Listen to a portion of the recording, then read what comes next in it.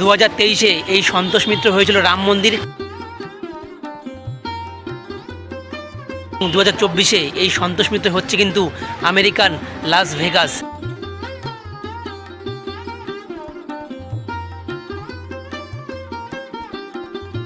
কলকাতা সন্তোষ মিত্রর লাস ভেগাসের কাজ কত দূর এগোলো?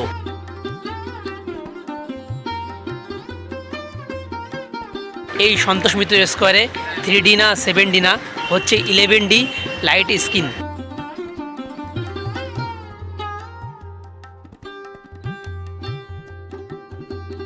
কি বন্ধুরা, আসছো তো এই সন্তোষ মিত্র স্কোয়ারের আমেরিকান লাস ভেগাস প্যান্ডেলটা দেখতে?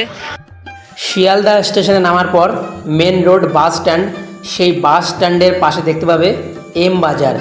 এম বাজারের পাশে দেখতে পাবে একটা গলি আছে, ওই গলি হয়ে তোমরা চলে যাবে সন্তোষ মিত্র স্কোয়ার।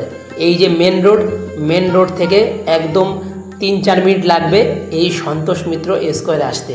সামনে তোমরা এরকম একটা গেট দেখতে পাবে। তো বন্ধুরা, আজকে তোমাদের নিয়ে যাব আমেরিকান লাস ভেগাসে। তো এটা আমেরিকায় না, এটা হচ্ছে আমাদের সন্তোষ মিত্র স্কোয়ারে। এই আমেরিকান লাস ভেগাস প্যান্ডেলের কতদূর কী কাজকর্ম হলো, কতদূর কী কেমন কী হলো, তোমাদের সঙ্গে পুরোটা শেয়ার করব এই ভিডিওর মধ্যে। তো এখানে দেখতে পারো সেই আমেরিকান লাস ভেগাস এই প্যান্ডেলটার এই যে থিম। তো বন্ধুরা, সন্তোষ মিত্র মানে প্রতিবার নতুন নতুন চমক। আগের বার করেছিল রাম মন্দির, 2024-এর তাদের নতুন চমক আমেরিকান লাস ভেগাস অডিটোরিয়াম। এই প্যান্ডেলের কাজকর্ম কিন্তু খুব ফাস্ট হচ্ছে। এখানে দেখতে পারো প্লায়ের কাজ কিন্তু মোটামুটি হয়ে গেছে। প্লায়ের কাজ পুরোটা হয়ে গেলে এখানে কিন্তু বসবে 11D লাইট স্ক্রিন, যেটা পুরো ডিসপ্লেতে দেখাবে। পুজোর আর বেশি দিন বাকি নেই, কয়েক সপ্তাহ মাত্র। তো এখানে কিন্তু 11Dর যে 3D শোটা হবে সেটা কিন্তু খুব শিগগিরই আমার চ্যানেলে নিয়ে আসবো তোমাদের জন্য। এবার চলে আসলাম ভিতরে, এখানে কিন্তু আমাদের মা বসবে। আর এখানে দেখতে পারো বাঁশের কাজ কিন্তু 90% কিন্তু হয়ে গেছে। এখানে কিন্তু বিশাল বড় এক বাঁশের স্ট্রাকচার কিন্তু বেঁধেছে। ভেতরে কিন্তু যেরকম 11D শো হবে, বাইরেও কিন্তু সেম 11D শো হবে। এখানে দেখো কতটা বাঁশ বেঁধেছে।